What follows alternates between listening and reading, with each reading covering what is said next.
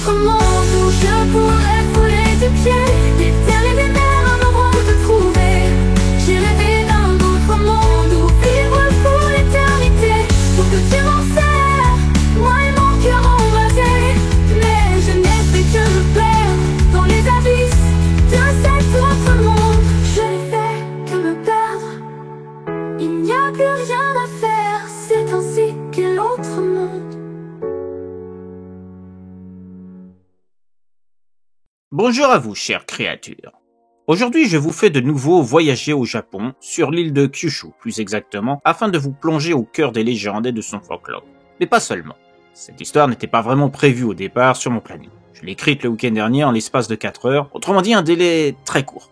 Je travaillais sur une autre histoire concernant un serial killer un peu particulier et qui est un produit de commande, mais je vous en reparlerai un autre jour. Et une séquence m'a fait bifurquer sur un autre sujet que l'histoire sur laquelle je planchais, très différent de l'intrigue principale. Comme ça risquait d'être hors sujet par rapport à ce que j'avais imaginé au départ, j'ai préféré exploiter cette idée à part pour un autre récit, celui qui va suivre. C'était l'occasion de revenir au Japon, que je n'avais pas traité depuis un petit moment dans mes histoires, et surtout de mixer deux genres très différents, l'anticipation et la traditionnelle histoire de monstres japonais. Je ne vous en dirai pas plus pour préserver intact le plaisir de ce mix un peu à part de mes récits japonais, et donc pour ne pas gâcher l'intérêt en dévoilant trop.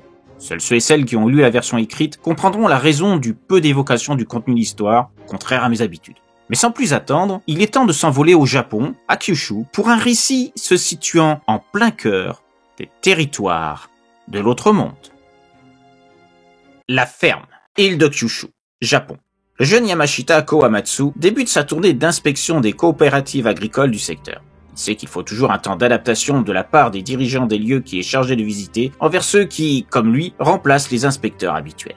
C'est pourquoi il n'a pas vraiment été surpris de l'accueil froid réservé à son arrivée à la Nashita-jia, dans le sud de l'île.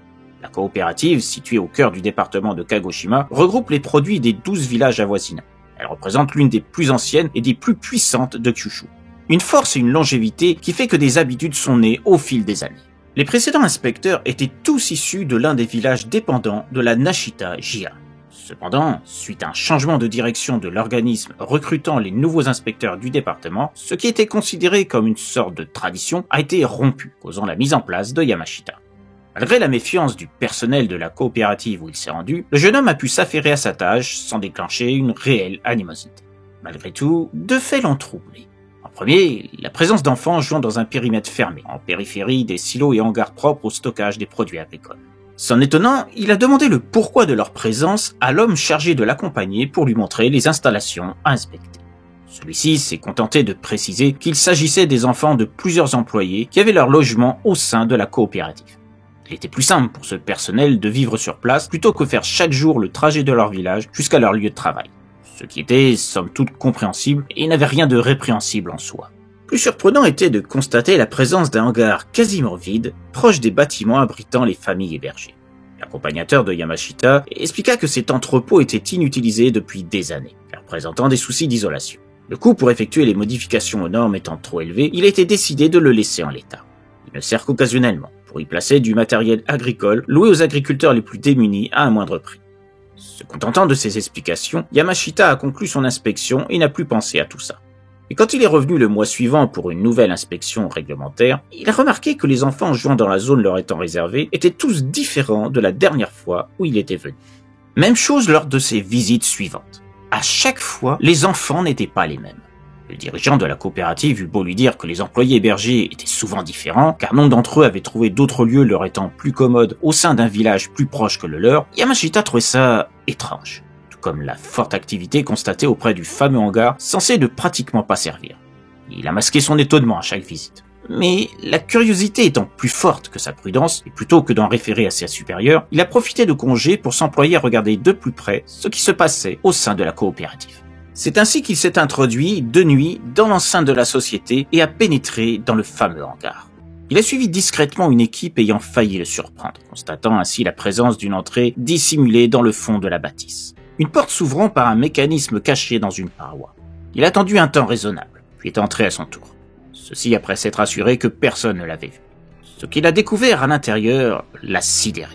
Posté en secret dans un recoin, il a vu un gigantesque complexe technologique.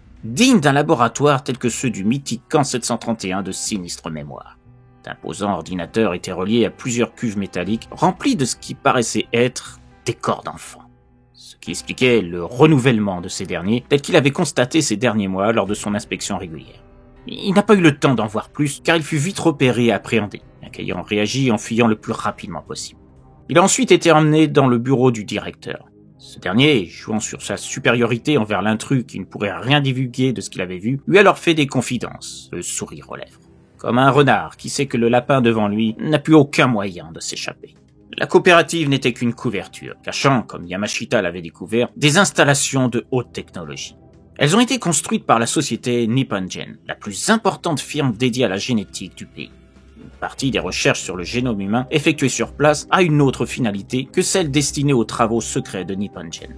Les enfants créés génétiquement à partir d'embryons modifiés n'étaient pas tous conçus pour servir de cobayes à des expériences, ce dont Yamashita préférait ignorer la teneur, ayant en mémoire les débordements dont pouvaient être coupables certains scientifiques.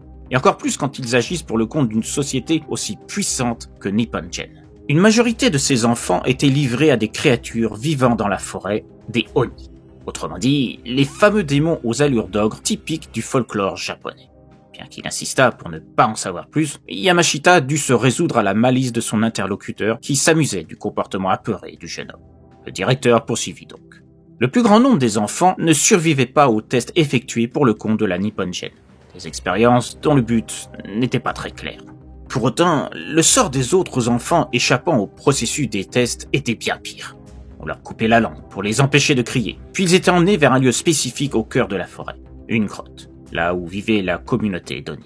Une menace séculaire pour les villages avoisinants qui ont vu ces créatures s'introduire régulièrement au sein de maisons pour enlever des enfants, cela afin de satisfaire leur alimentation monstrueuse, et ce, depuis des siècles. Avec le temps, un espoir est parvenu de la part d'un des habitants du village Notsuyeki, le plus grand des 12 dépendants de la coopérative. Féru de science, il a été embauché par Nippongen lors de son départ de Kyushu pour se rendre à Tokyo sur l'île d'Honshu. C'est là que ses études et son travail au sein d'une petite firme tokyoïte lui a valu d'être repéré par l'un des indicateurs de Nippongen. Cette dernière, dans le but de recruter les personnes au potentiel le plus élevé dans la génétique, disséminait des taupes dans diverses sociétés scientifiques du pays. Le jeune chercheur, Kenichi Sorato, est vite devenu un des fers de lance de Nippongen, dont la société s'est réjouie. Profitant de son importance pour ses supérieurs, il y a vu le moyen de libérer son village et les autres proches du cauchemar que ces derniers devaient subir lors des raids des Oni. De l'ordre d'un tous les 6 mois environ, suivant le bon vouloir de ces créatures millénaires et créant un climat de peur persistant depuis de nombreux siècles, sans que personne ne sache comment mettre fin à ce fléau surnaturel. Connaissant l'existence de plusieurs fermes, le nom désignant les lieux secrets défiant toute éthique scientifique où étaient pratiquées des expériences de création d'êtres humains dans diverses îles du Japon, Kenichi a réussi à convaincre le PDG de Nippongen de financer des installations au sein de la coopérative Nashita-jia, près de chez lui. Il s'est engagé à répondre du silence des exploitants, ainsi que celui de tous les habitants de la région qui seraient trop heureux de la solution que le jeune généticien envisageait. L'homme à la tête de Nippongen a donné son accord. Des hommes de la société de génétique furent mêlés au personnel de la coopérative. Le but étant de veiller à ce que les scientifiques travaillant dans le labo, situé dans un hangar prévu pour les recherches, ne soient pas dérangés durant les phases de test. Test qui consistait à prélever, entre autres abominations qu'il serait fastidieux d'énumérer en détail, divers organes sur les enfants créés. Une opération ayant pour but de constater leur viabilité sur de longues durées. Les locaux étaient situés en sous-sol, à plusieurs mètres de profondeur, et s'étalant sur 3 niveaux, complètement insonorisés qui plus est. Ce qui fait que les cris de douleur des malheureux cobayes, inconscients qu'ils n'étaient que des produits servant les desseins de Nippongen, ne pouvaient inquiéter personne en surface. Hiroshi Sayota, le PDG de Nippongen, n'ignorait en rien l'usage de certains enfants au profit du conseil des villages, constitué des dirigeants de chaque bourgade, dans le but de ne plus avoir à subir des attaques d'Oni. Il avait choisi de fermer les yeux, trop heureux des résultats fantastiques livrés par la ferme du département de Kagoshima sur l'île de Kyushu. Ferme qui se révélait bien plus valorisante que n'importe quelle autre au Japon. Une culture génétique qui devait sans doute beaucoup aux propriétés étonnantes des habitants des villages de la communauté. Tous étaient livrés sans concession aux demandes proférées par les représentants de Nippongen. Les hommes offraient leurs semences, les femmes leurs ovocytes. Si cela pouvait les libérer de la crainte de voir leurs enfants emmenés par les Oni pour être dévorés, ils ne voyaient aucune objection à coopérer, quelles qu'en soient les conséquences. À ce titre, pour Sayota, qu'une partie des produits issus des culs soit sacrifiée au nom d'une tradition, cela ne le dérangeait aucunement. Il ne croyait pas à l'existence des Oni, et il se foutait royalement qu'ils existent ou non. Seul comptait pour lui les résultats de la production dont le taux de réussite se montrait incroyablement élevé, ainsi que la qualité des tests sur les cobayes. Personne, dans aucun des villages, ne se montrait affecté par le sort de ses enfants. À leurs yeux, ils n'étaient, de toute façon, pas vraiment humains, car créés par la science. Ce qui faisait d'eux des produits jetables pour lesquels ils ne pouvaient s'émouvoir. C'était leur manière de justifier leur choix de se taire sur les horribles activités secrètes de Nipponjen. Hiroshi Sayota se félicitait d'avoir déniché une perle telle que le jeune Kenichi Sorato à l'origine de toutes ces horreurs. Ce qui se passait au sein de Nashita Ajiya était gardé au silence grâce à la complicité des précédents inspecteurs qui officiaient avant Yamashita. Comme précédemment dit, tous étaient issus de l'un des villages dépendants de la coopérative et donc de Nipponjen. Chacun étant persuadé que ne rien dire était l'assurance d'un avenir meilleur pour leurs proches, vivant toujours sur place. La tranquillité était assurée jusqu'à ce qu'il y ait ce changement de hiérarchie, ayant imposé un inspecteur ne faisant pas partie de l'un des 12 villages dans le secret. Un grain de sable qui se devait d'être réglé. Yamashita fut prévenu qu'Hiroshi Sayota, au courant du problème, userait de son influence et de ses contacts pour que ce désagrément n'arrive plus désormais. Il se chargerait d'intervenir pour obtenir le limogeage du nouveau responsable du recrutement des inspecteurs en faction sur Yushu, ainsi que son supérieur direct. Sayota avait suffisamment le bras long pour les remplacer par des hommes dévoués à la cause de Nipponjen. Restait le souci que représentait Yamashita. Il était inconcevable de le tuer sans prendre de précautions. Il fallait éviter que sa disparition ne soulève des questions gênantes pour l'avenir de la société et ses activités. En attendant de trouver une solution, Yamashita fut enfermé dans une remise qui fit office de cachot provisoire.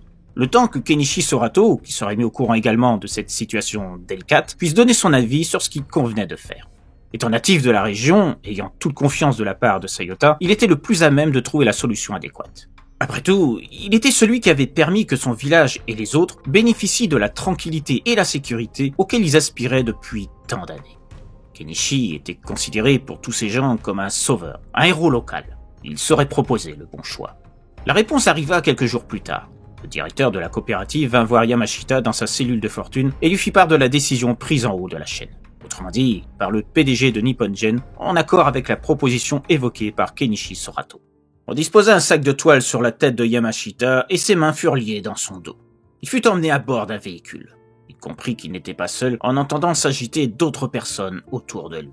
Bien que celle-ci ne parlait pas, Yamashita comprenait le sort qui lui avait été réservé. Il semblait évident que l'agitation des personnes l'accompagnant était due aux enfants destinés à être livrés aux Oni.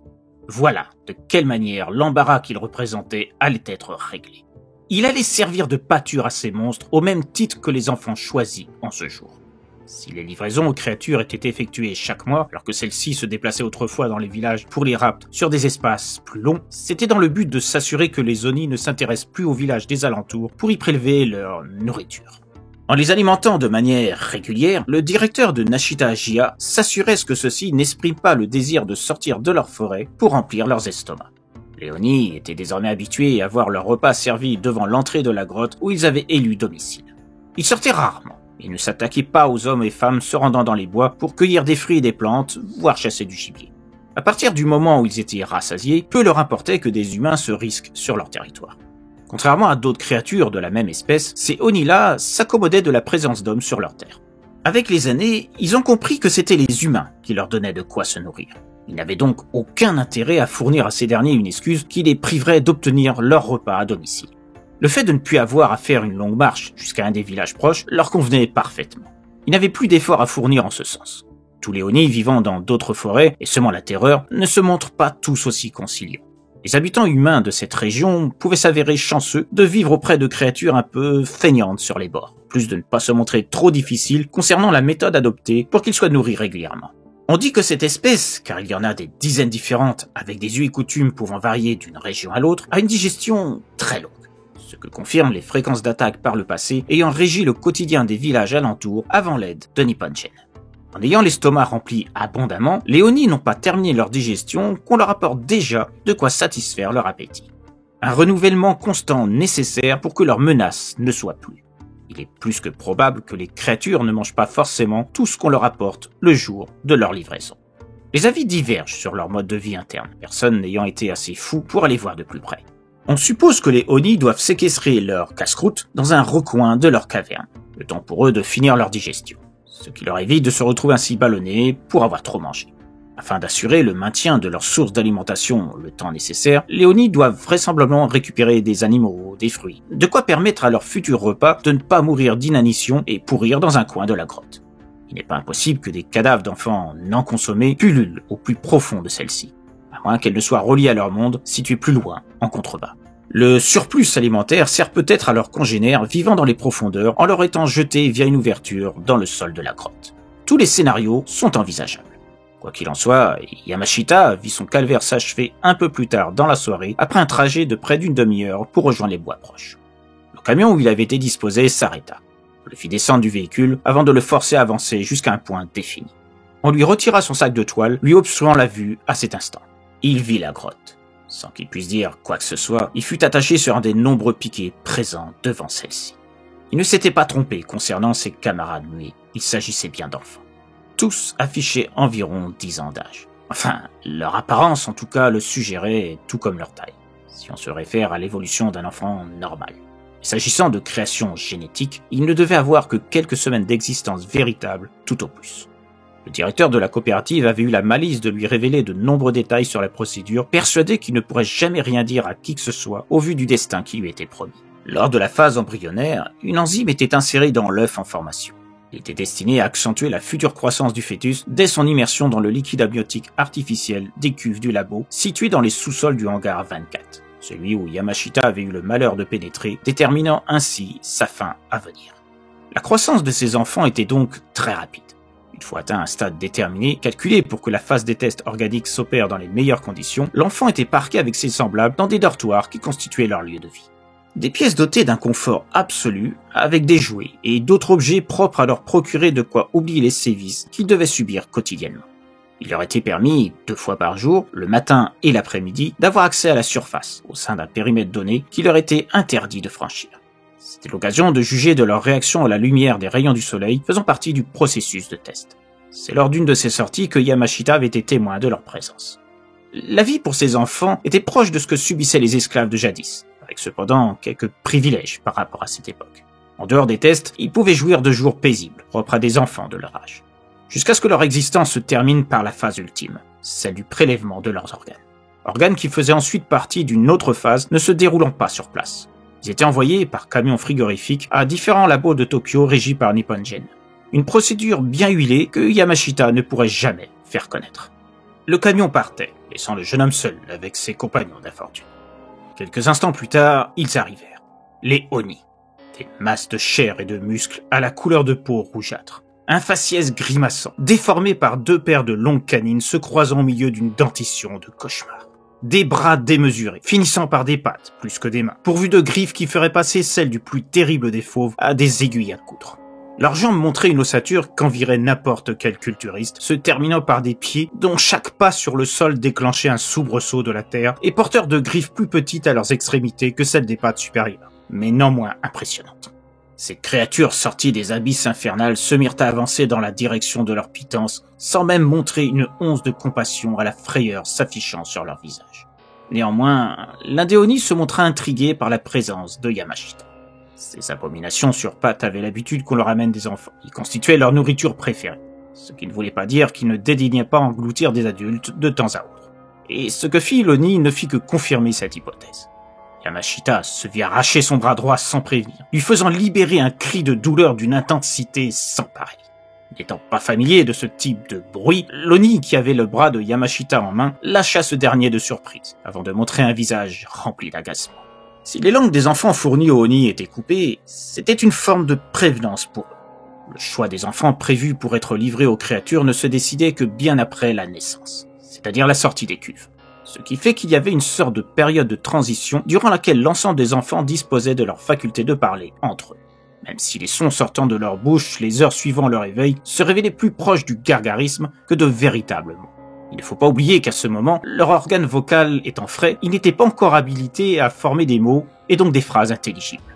En revanche, rien ne les empêchait de crier si l'envie ou la situation le leur imposait, comme des douleurs subies par suite d'une chute lors des périodes de jeu. Dans les faits, 2 jours étaient nécessaires pour étudier l'attitude des enfants au sein de l'espace de vie qui leur avait été attribué. C'était une manière de vérifier que leurs attitudes, leurs gestes n'étaient pas dysfonctionnels, ou qui ne présentaient pas des signes pouvant présager d'une mort prématurée. C'est une fois ce constat établi et les premières séries de tests effectuées, déterminant les plus résistants de la nouvelle série et donc aptes à pouvoir subir sans complication aucune les prochaines phases, qu'était sélectionnée la part des enfants trop faibles pour la suite du processus à venir. Ils devenaient donc de la chair à Oni et placés au sein d'un autre niveau des installations souterraines de la structure scientifique. On leur coupait la langue la veille de la livraison les concernant. On pourrait presque prendre ce geste comme une forme d'humanité de la part de leur créateur. Ceci pour éviter d'entendre les cris poussés par leurs frères pendant qu'ils sont engloutis par les Oni.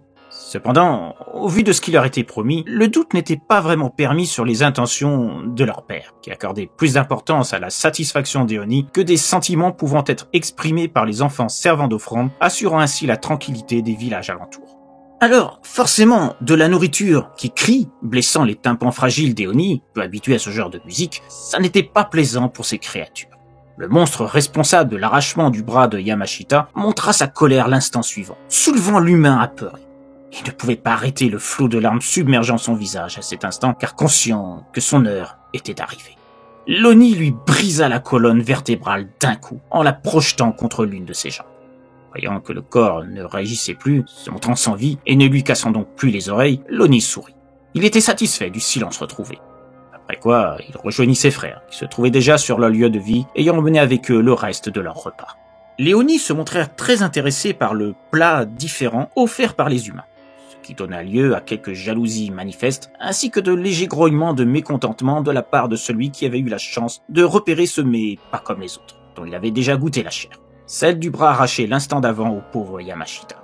Comme l'avait prévu le directeur de la coopérative, ce dernier ne pourrait jamais révéler les monstrueuses expériences qui s'opéraient au sein du hangar 24.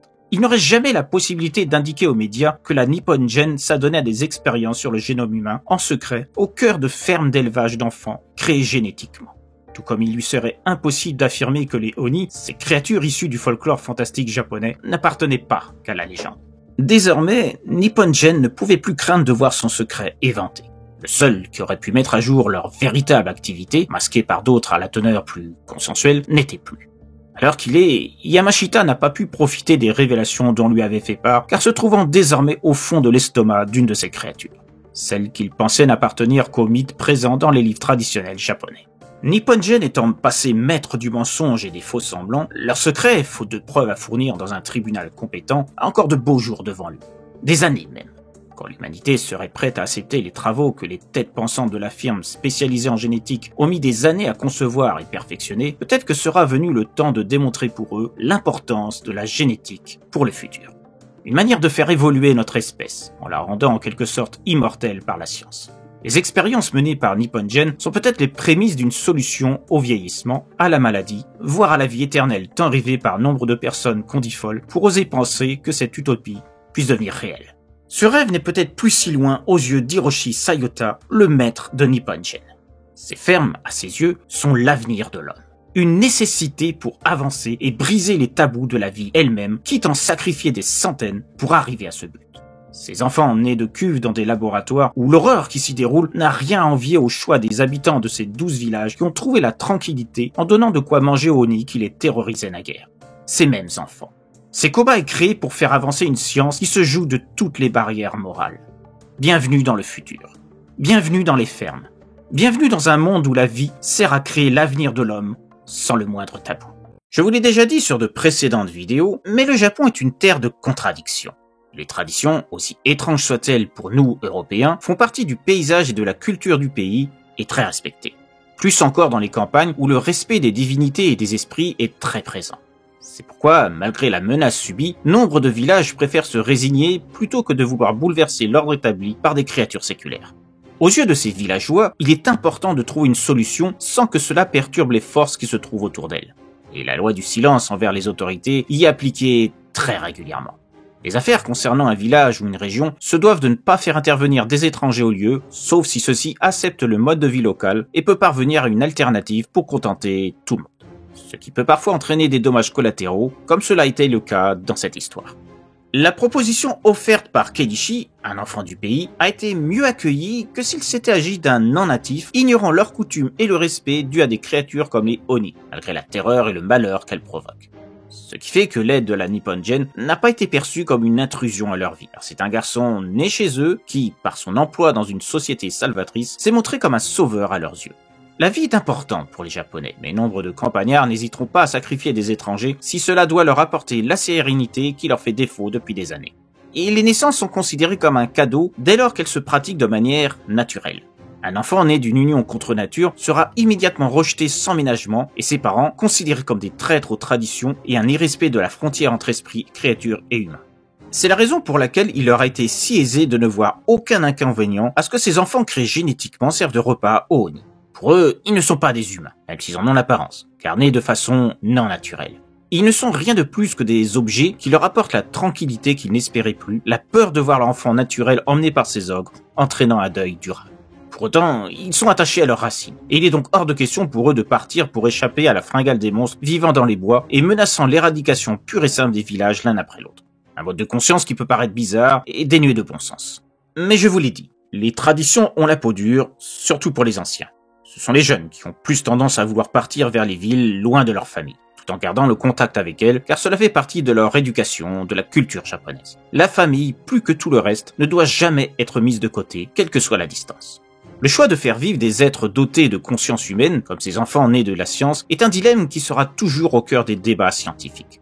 Certains y voient une avancée obligée pour la perduration de l'espèce humaine, d'autres n'y voient qu'une aberration, une offense à leurs convictions religieuses pour le plus grand nombre, ou une simple question d'éthique pour les autres. Il y aura toujours les opposants et ceux qui y sont favorables. Dans les deux camps, il y a aussi les pacifistes, qui tentent d'y mettre fin à coup de décret, et les extrémistes, qui ne voient que la force pour mettre fin à ce qu'ils considèrent, à juste titre, comme un irrespect du principe même de la vie, tel que nous l'avons toujours connu. Pour autant, on ne sait pas de quoi demain sera fait. Et les polémiques se tassent avec le temps. Il est probable que d'ici 50 ou 100 ans, mais je ne serai plus là pour le voir, la création d'êtres humains à des fins thérapeutiques, sacrifiables, comme dans ce récit, seront peut-être une réalité. Dès lors, les romans de Mary Shelley, Frankenstein, et celui d'Edward Ashton, Mickey 17, adapté d'une très belle manière dernièrement par Bong Joon-ho, qui ont servi de base à ce récit, ne seront plus une fiction. Nous aurons franchi un cap, et une fois fait, il n'y aura vraisemblablement pas de retour en arrière possible, car l'être humain aura accepté le fait que des vies soient sacrifiées sans honte, car y voyant l'utilité pour vaincre des maladies ou d'autres maux par ces sacrifices. Il est désormais temps de vous laisser, et de vous dire à très bientôt pour une nouvelle histoire de l'autre monde.